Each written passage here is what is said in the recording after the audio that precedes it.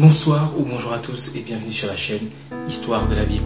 J'espère que vous allez très bien en ce moment de la fête de la musique ou peut-être le lendemain. Tout dépend quand est-ce que vous allez regarder cette vidéo et quand est-ce que la vidéo va être mise en ligne. Je ne sais pas si je vais la mettre le jour même de la fête de la musique ou dans la semaine qui suit, mais en tout cas, voilà, vous êtes passé par cela.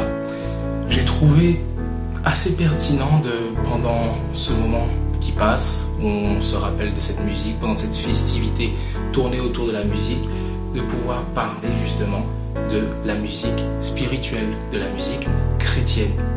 C'est un sujet qui m'interpelle particulièrement car je suis moi-même musicien. Comme l'expression le dit, je suis pianiste de formation. Et oui, pour ceux qui le savent ou pour ceux qui l'ont appris, ou si vous n'avez pas fait attention, dans certaines vidéos, à la fin de la vidéo, j'avais mis un petit extrait de ce que j'avais enregistré, à savoir cette chanson et aussi celle-là. Voilà. Dans cette vidéo, j'avais envie de vous partager alors les musiques spirituelles, les chants spirituels que j'aimais particulièrement écouter. Alors ce ne sera pas une vidéo sous forme de top, il n'y a pas de chanson que je préfère particulièrement et peut-être même dans cette chanson il n'y aura pas des chants que j'ai pensé à mettre dans cette vidéo que j'apprécie particulièrement aussi, mais voilà. Je vous inviterai aussi à mettre dans les commentaires si vous connaissez ces chants ou si vous ne le connaissez pas. En tout cas, moi, pour vous aider et si vous voulez retrouver un chant que j'aurai mentionné dans la vidéo, je mettrai les liens qui emmèneront sur ces chants dans la description. Alors, premier chant que j'aime particulièrement, c'est un chant qui s'appelle « Quand tu parles ». Et quand tu parles. Donc quand tu parles de Hillsong, et de Hillsong français pour le coup.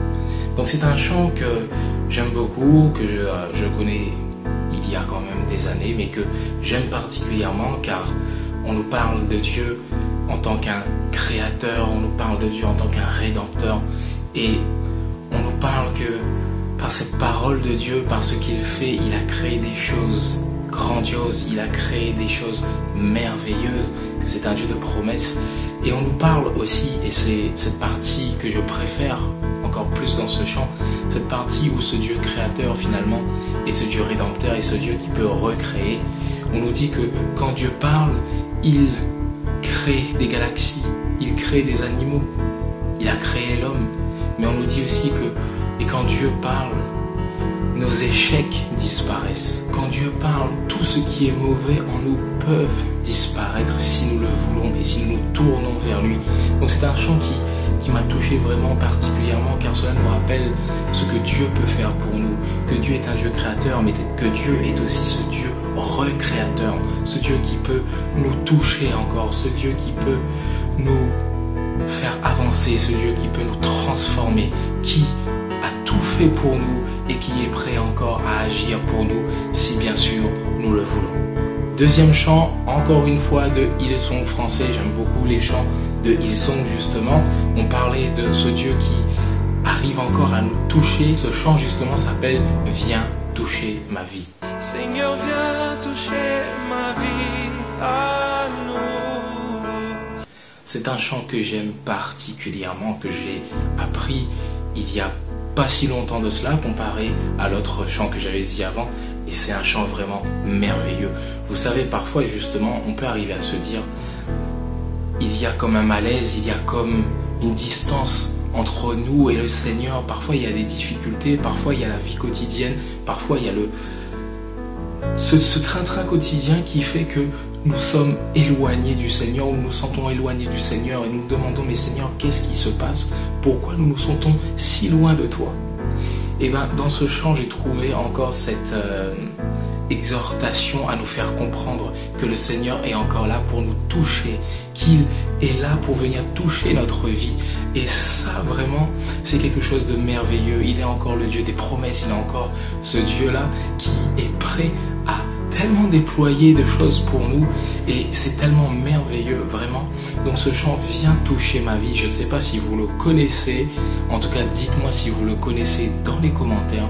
Vraiment, en tout cas, je vous invite à aller le regarder si vous ne le connaissez pas. Troisième chant que je partage avec vous, le chant s'appelle « La réponse de l'Église ». L'Église se lève et proclame la vérité.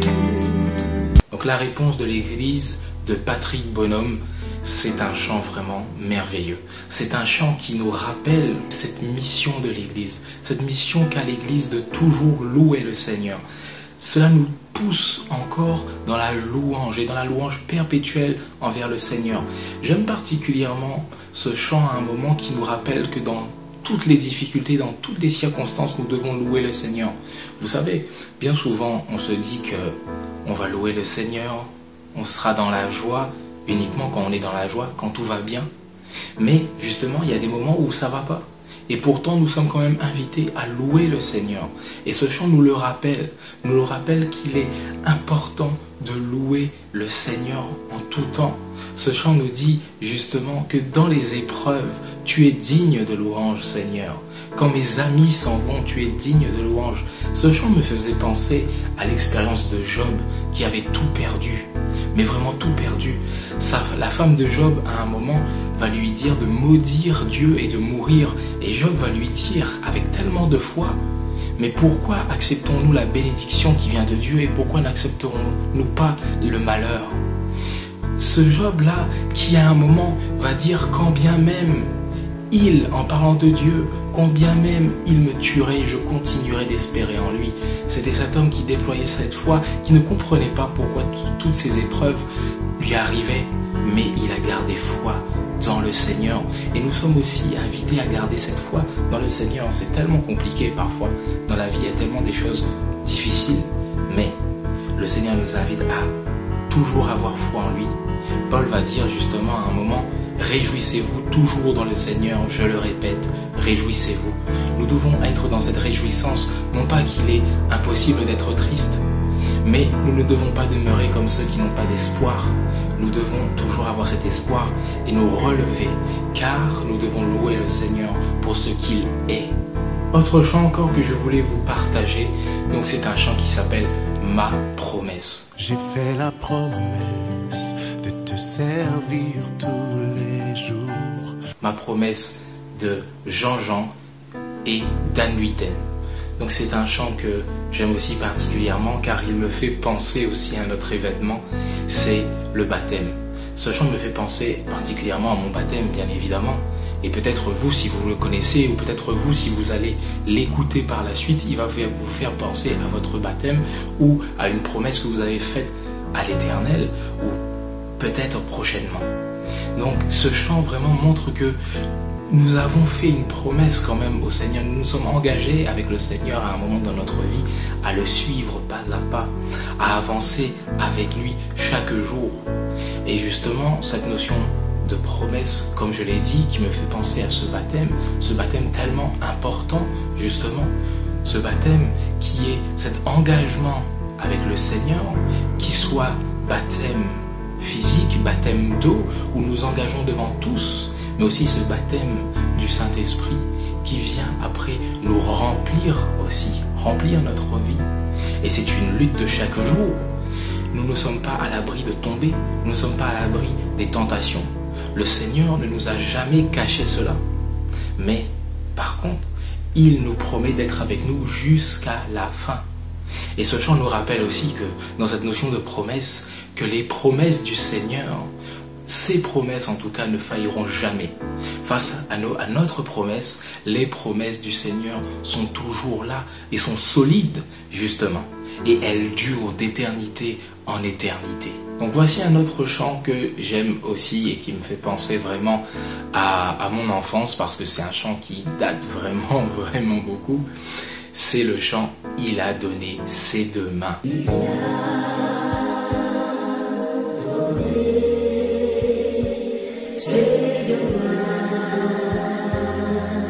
De Jude 25. Je ne sais pas si vous connaissez, en tout cas si vous ne connaissez pas, je vous invite vraiment à regarder ce chant, à écouter ce chant et les autres chants aussi que je mettrai en lien dans la description.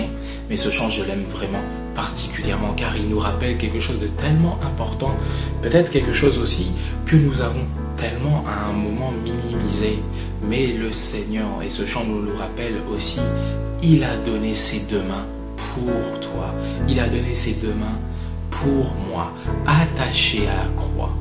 Et on nous rappelle ce moment qu'il a vécu, ce moment où il était dans le jardin de Gethsémane, avec un moment vraiment de lutte ardente, un moment de combat de la foi, quelque chose vraiment de difficile, et on nous présente tout cela, et que tout cela a été fait pour toi, pour moi. Et c'est tellement important de se souvenir de cela, car si nous minimisons ce que le Seigneur a fait pour nous, nous en venons à mépriser la croix, nous en venons à mépriser le sacrifice de Jésus, à le considérer comme rien du tout, alors que c'est quelque chose de tellement fort et de tellement puissant. Paul disait même que justement la prédication de la croix est une puissance qui vient de Dieu. Et dans ce chant, à un moment justement, on nous appelle aussi à nous remettre en question, car on nous présente que pendant le soir où Jésus avait été arrêté, les mains de Pierre étaient en train de se réchauffer autour du feu. On nous dit que celles de Pilate étaient lavées parce que Pilate s'était lavé les mains de la mise à mort de Jésus. On nous dit que les mains des soldats avaient cogné le Seigneur. Il nous dit en face de cela, Jésus, lui, ses mains ont été percées, ont été clouées. Et on nous pose cette question, et toi, tes mains, qu'en aurais-tu fait? Et justement, c'est une question vraiment forte qui nous rappelle de, parfois nous pouvons juger les autres en disant mais pourquoi a-t-il fait ceci ou pourquoi a-t-il fait cela? Mais nous-mêmes, peut-être nous aurions fait de même. Mais vous voyez quand même l'amour du Seigneur, c'est que Jésus a demandé à son Père de les pardonner car ils ne savaient pas ce qu'ils font. Ce même Jésus a réhabilité Pierre qu'il a renié 3 fois en lui demandant « Pierre, m'aimes-tu » en 3 fois. Et Pierre lui répondit « Oui Seigneur, tu sais que je t'aime. Alors, paie mes agneaux. » Voici ce que le Seigneur va faire de merveilleux pour Pierre et qui peut faire aussi de merveilleux pour nous. Quelque chose aussi à mentionner, donc, qui est très important et qui peut être très dangereux, c'est prendre la gloire pour soi, que ce soit dans le chant ou dans la musique. Vraiment, c'est quelque chose qu'il faut faire très très attention. Je prie souvent le Seigneur pour qu'il m'éloigne de cela, pour qu'il puisse éloigner les gens de cela. Vraiment que nous puissions prier ensemble dans ce sens, car la gloire ne nous revient pas. C'est le Seigneur qui donne les dons à qui il veut et qui peut les reprendre aussi. Que jamais nous nous glorifions de cela, mais que nous puissions toujours donner la gloire au Seigneur, car c'est à lui seul que peut revenir cette gloire. Voilà les chants que j'ai voulu vous présenter justement en ce moment, alors que nous sommes dans cette période où il y a la fête de la musique. Donc, prendre ce temps pour pouvoir vous partager cela. J'espère que cela vous aura plu, quand même que je vous partage cela et que peut-être vous allez faire des découvertes dans ces chants et que vous allez les aimer, que cela va vous aider justement dans votre journée à écouter, à louer le Seigneur encore plus. Je vous invite aussi à mettre dans la description des chants que vous aimez particulièrement pour les partager avec moi. Je vous remercie d'avoir regardé la vidéo. Soyez bénis, que vous puissiez chaque jour louer le Seigneur pour ce qu'il est et pour ce qu'il fait dans vos vies. Et surtout, n'oubliez pas, faites du bien autour de vous.